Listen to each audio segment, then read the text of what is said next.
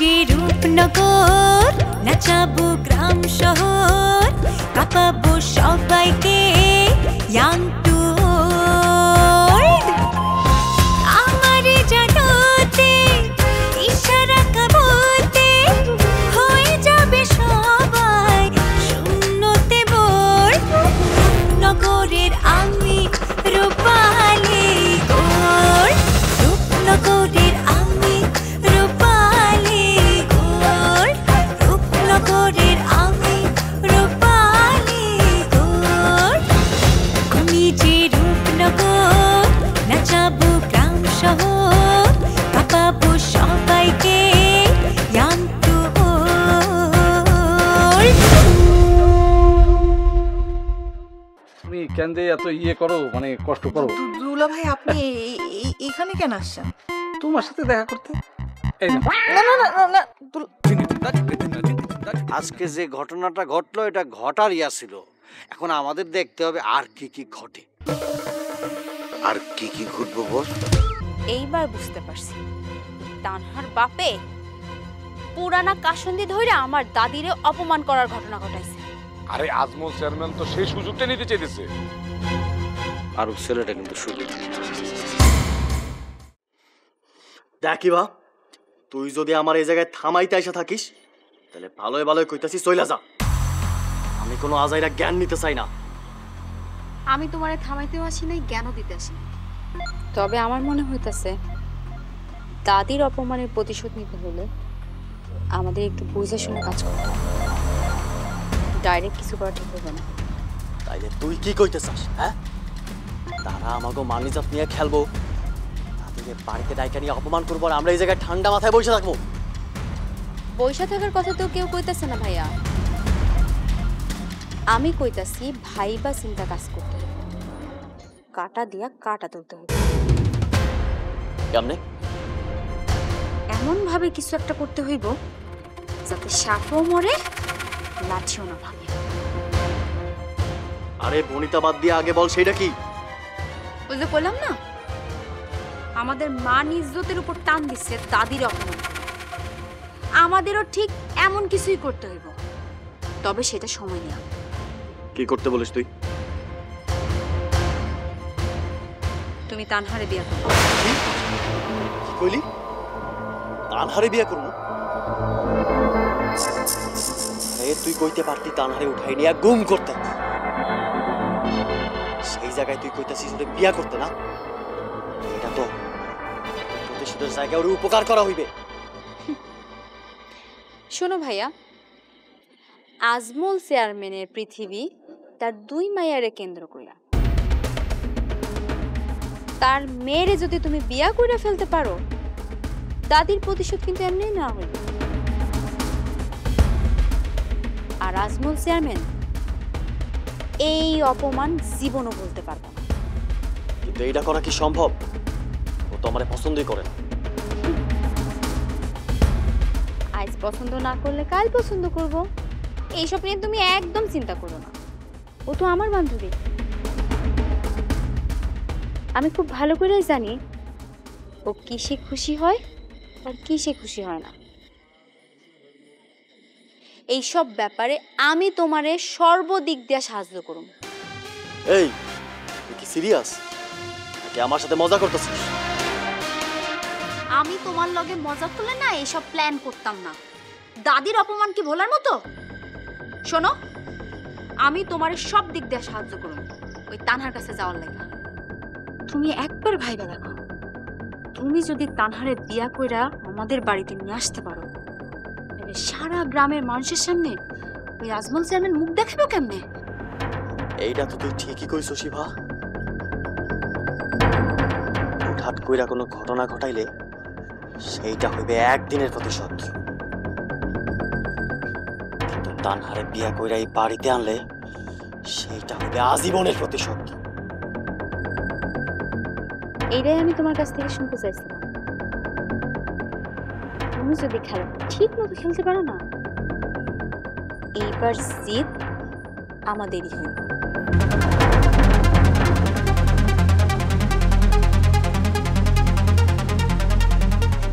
দাদি, তোমার এই অপমানের প্রতিশোধ আমি নেব না। আমি এটা বৃথা হইতে দেব না। তানহাই হইবে আমার একমাত্র অস্ত্র।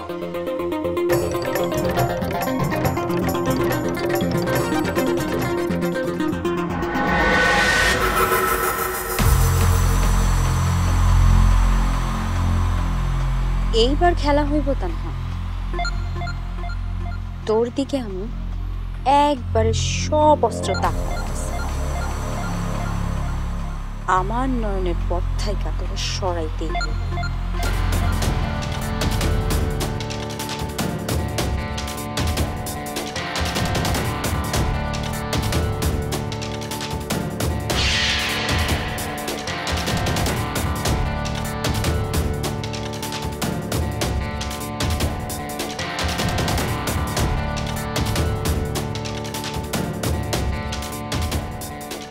কি ব্যাপার আপু, এখনো চাচু আসতেছে না? চাচু, চাচু, কিরে এটা আসার কোনো সময় হইলো? সারাটা দিন আমরা তোমার মিস করছি। আমি আসলে দুঃখিত, মানে তোর কাছে ক্ষমা প্রার্থী। চাচু, এটা কেমন কথা হইল? তুমি আমাকে ভরসা দিছিলা যে এই বাচ্চা চেয়ারম্যানের মা ফুলনুর দাদি যে প্রস্তাব নিয়ে বাড়িতে এসে সেটা তুমি সমাধান করবা। সমাধান তো দূরের কথা, তারে খুঁজেই পাওয়া যায় না। আরে বাবা রে, আমার কথা বলার সুযোগ দিবি তো। আমি তো ভাইজানের কাছে গেছিলাম, তোকে বাবারে তোরা চিনোস না, আমারে তো আগাম কোনো কিছুই বললো না। উল্টা আমারে কইলো বাচ্চা চেয়ারম্যানের মায় যখন আসবে তখন যেন আমি না থাকি, বাড়ি থেকে যেতে বললো না। তোরা কত ভাইজানের আদেশের পরে আমি এখানে থাকি কেমন? হ্যাঁ চাচু, তাই বলে এত বড় একটা অঘটন ঘটে গেল আর তুমি এটা জানাইলে না? আরে জানানোর বিষয় না, জানবি তো, জানাবই আমি। একদিন পরে হোক, আগে হোক, 1 ঘন্টা আগে হোক, পরে হোক, কিন্তু ঘটনাটা কি সেটা আমার জানতে হবে। আমি আসার সময় জুলহাসের কাছ থেকে ঘটনাটা শুনেছি। এখন আমরা কি করবো? আমি তো কিছুই বুঝতে পারতেছি না। অত বোঝার দরকার নাই, আমি আছি না, ভয় পাওয়ার কোনো কারণ নাই। তবে আমি যেটা ভাবতেছি সেটা হলো বাচ্চু চেয়ারম্যানের মায়ের যেভাবে অপমান করছে, আমার উপরে কিন্তু বিশাল বিপদ নাই মানার সম্ভাবনা প্রচুর। তাইলে কি আমাদের পরিবারের জন্য বিপদ, বিশেষ করে তানহার জন্য? তার হয় বেশি বিপজ্জনক। তানহার ব্যাপারে তো ওরা আইছিল, ওরা অসম্মান হয়ে গেছে না। এখন অসম্মান হয়েছে সেটা বিষয় না, অসম্মানী যে হইছে এটার প্রতিশোধ নেওয়ার জন্য উঠে পড়ে লাগবে। প্রতিশোধের সবচেয়ে বড় নিশানা এখন কে জানোস? তানহা।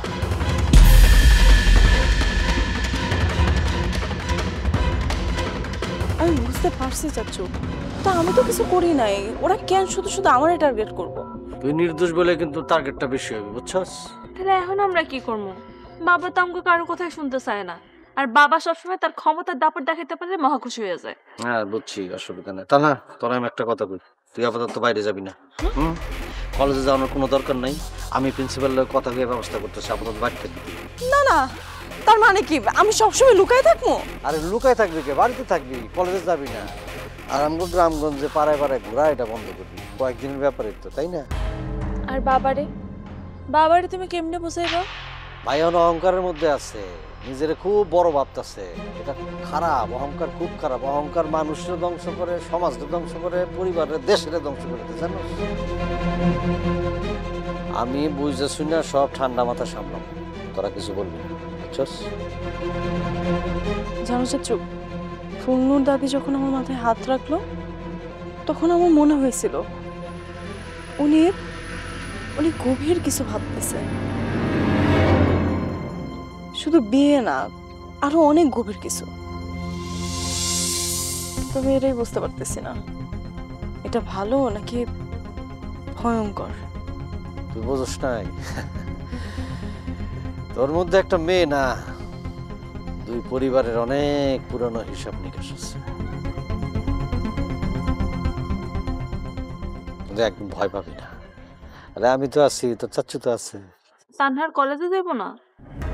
সময়টা ভালো না, আমি সতর্ক থাকতে। আমি অবশ্য বাইরের লোক রাখছি, কারো কিছু বলার দরকার নাই, সময় হইলে বলবো। তোরা সতর্ক থাকবি, বুঝছস? ঠিক আছে চাচু। তুমি যেমনে বলবা অমনি করবো। মারে সময়টা ভালো না, আমাকে সতর্ক থাকতে হবে। এই সময় কিন্তু থাকবো না, বুঝছস? যা যা করে যা।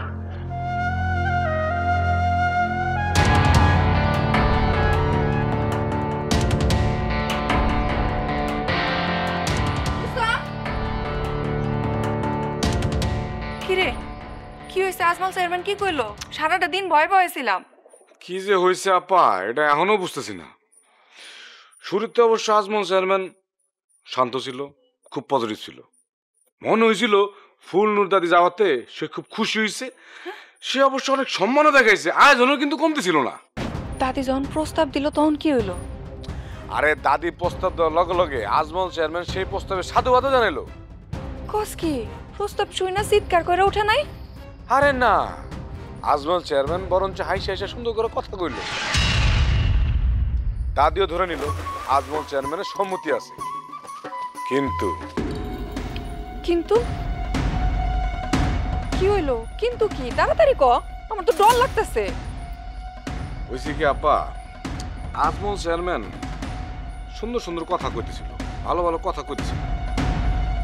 আস্তে আস্তে তার মেজাজ গরম হয়ে গেল। হঠাৎ করে সে আটকা চিল্লা ফুলনুর দাদি আপনার সাহসের তারিফ করতে হয়, তা না হলে আপনার আর আপনার বদমাস পোলা বাচ্চুর তার গুন্ডা পোলার লাগা আমার মায়ের বিয়ার প্রস্তাব লয়ে আসতেন। বাচ্চুর কি একবারও মনে হলো না যে আমি আজমল তা খাপলা দিয়া ওর কলজোটা বাইর করে আনতে পারি? 25 বছর আগের কোন ঘটনা নিয়ে দাদির খুব অপমান করলো। 25 বছর আগের ঘটনা মানে? কিছু কয় নাই? কইছে তো, এটা দাদি আর আজমল চেয়ারম্যানই বুঝছে, আমি কিছু বুঝি। খালি এটা বুঝছি যে 25 বছর আগে দাদি নাকি কোন গেম খেলছিল। আবার দাদিও কইলো ওই গেমের সময় আজমল চেয়ারম্যান জড়িত ছিল। এরা যে কি করলো আমি কিছুই বুঝি। এই গ্রামের সব মানুষে এই দুই চেয়ারম্যানের মধ্যে পুরানা কাশুন্দির কথা কয় না? আমার মনে হয় ওইটাই হইব। এই কাশুন্দির রহস্য নাকি এরা দুইজন ছাড়া কেউ জানে না। তার মানে কি আজমল চেয়ারম্যান ওই পুরানা কাশুন্দি ঘাটনের লেগা দাদিরে যাইতে কইছিল? দাদিরে অপমান করার লেগা তার মানে দাদিরে যাইতে কইছে?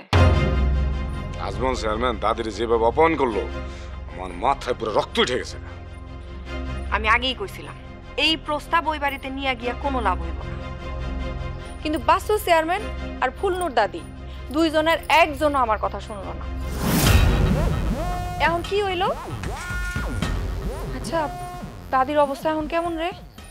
দাদি খুব কষ্ট পাইছে আপা। এখন তো দুই গ্রামে আগুন জ্বলবো রে। ফুলনুর দাদি কি এই অপমান সহ্য করতে পারবো? ওনার যে রাগ, একবার মুখ দিয়া কিছু বাইর করলে ওইটা না করা পর্যন্ত সে থামে না। তুই তো জানোস দাদি যদি অহন রাগ করে তাহলে পুরা গ্রাম সহ কাইপা যাইব। আপা আমিও তো তাই ভাবতেছি। আসার সময় দাদির চোখে মুখে আগুন, ভয়াবহ জ্বলন্ত আগুন, এটা দেখে আমিও ভয় পেয়ে গেছি। তার সময় ভাবছিলাম কি হয়েছে ঠিক তার উল্টা।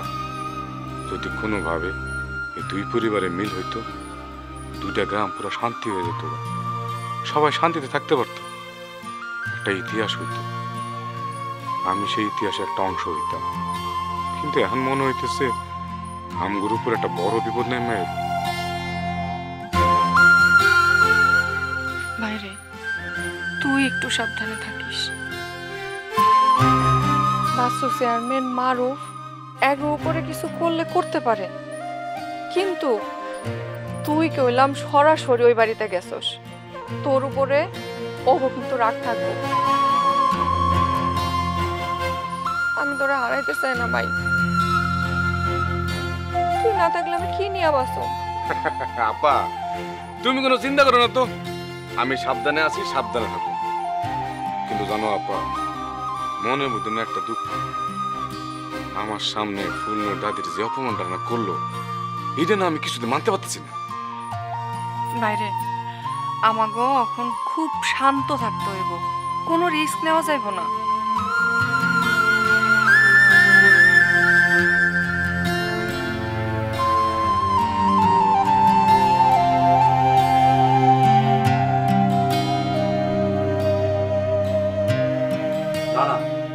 না আসা পর্যন্ত তোরা কোনো অ্যাটেম্প নিবি না। হ্যাঁ, কালকে ক্যাম্পাসে যাতে সবাই থাকে। আমি এসে যা করার করব বললাম তো। আরে বাবা, এটাই তো আমাদের হাতিয়ার, যাতে কালকে ক্যাম্পাসে সবাই থাকে। ঠিক আছে? মাথা গরম করা যাবে না। আমি রাখছি।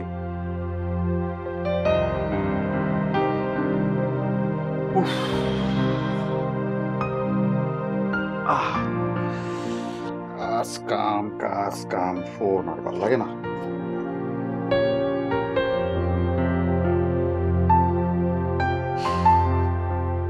মাঝে মাঝে আমার মনে হয় কি জানো, তুমি অন্য কোনো কাম করো, হয় একটা চাকরি করো, নাহলে একটা ব্যবসা করো, তাও অন্য কোনো কাম করো। তাই নাকি? তো জনাবা, হঠাৎ করে এই চিন্তা মাথার ভিতরে ঢুকলো কেমন করে? কারণ আপনি এই যে সকালবেলা বাড়ির থেকে বাইরন, বাড়িতে ফিরেন সেই রাতের বেলা, আর বাড়িতে ঢোকার সাথে সাথেই একটার পর একটা খালি ফোন ফোন ফোন আর ফোন। আরে আহা, জামাইটা মেলা ব্যস্ত। আর আপনি কি করেন? দিন নাই, রাত নাই, সকাল নাই, হাইঞ্জা নাই, খালি বাড়ির কাম করতেই থাকেন। তো আমি আইলে আমার সময় দিবেন কেমনে? বাড়িতে আমার থাকা যেই কথা, না থাকা একই কথা। বারে সংসারের কাম করন লাগবো না? আর তাছাড়াও আপনি একবার দিনে দিনে বাড়িতে ফিরে দেখেন তো আমি আপনার সময় দিই কিনা। ঠিক আছে, আমি আসুন নে, তখন দেখুন আপনি আমারে কত সময় দেন। তাই আমি বলি কি, একটা কাজ করতে পারো তুমি, আমাকে কলেজের ডিগ্রিতে ভর্তি হয়ে যাও। কি?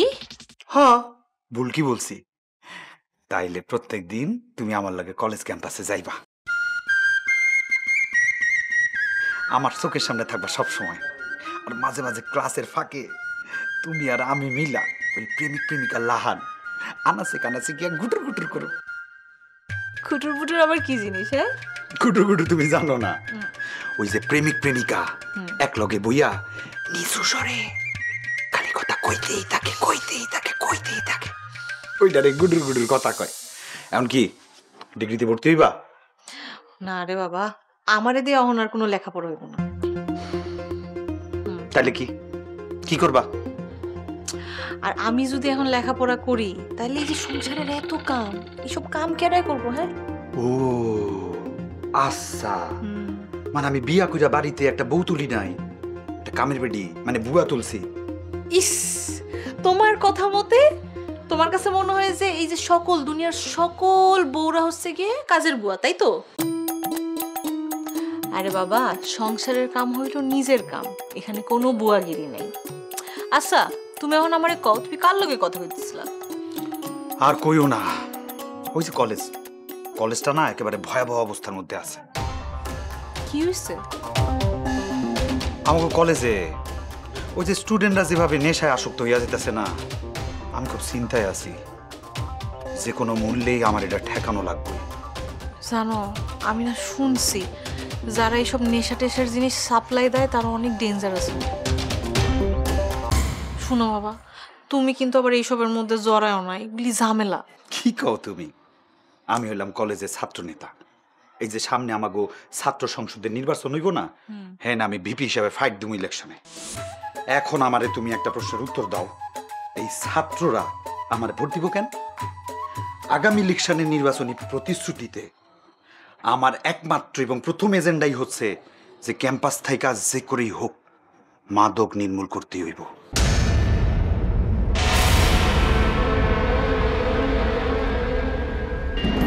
ঘটনাটা আজ রাতের মধ্যে ঘটানো লাগবে।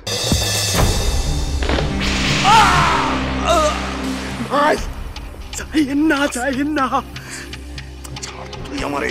আরে ভাই, বুঝতে পারতেছ না কা, আমি নিশ্চিত ওই লোকটা খুন হয়ে গেছে। সর্বনাশ! সর্বনাশ আমার নারে রুস্তম, সর্বনাশ ওই আজমলের। এত বড় ঘটনা কে ঘটাইলো, কেমনে ঘটলো? চাচা, আমিও তো কোনো দিশা খুঁজে পাচ্ছি না। আমি তোরে কইছিলাম গুগলের দিকে নজর রাখতে, তার খোঁজ খবর বাই করতে, তুই তো কিচ্ছু করছ নাই।